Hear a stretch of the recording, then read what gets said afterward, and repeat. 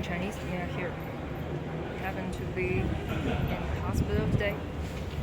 While I'm impatiently standing between two inpatient buildings and waiting for my mom's gastroscopy.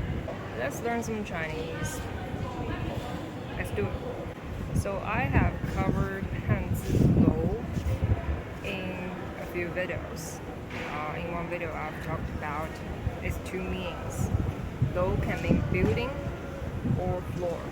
But today I want to introduce a new Hanzi, which also means floor. 层 层 一层 一层 二层 二层 三层 三层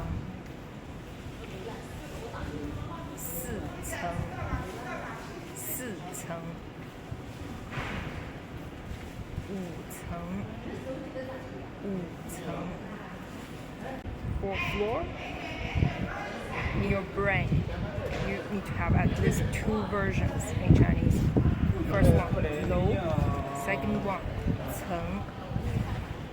For instance, if I want to say I'm on the third floor now, so 我在三层我在三层 or 我在三楼我在三楼 Both okay.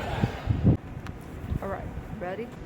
六层七层八层九层十层11层12层13层14层15层16层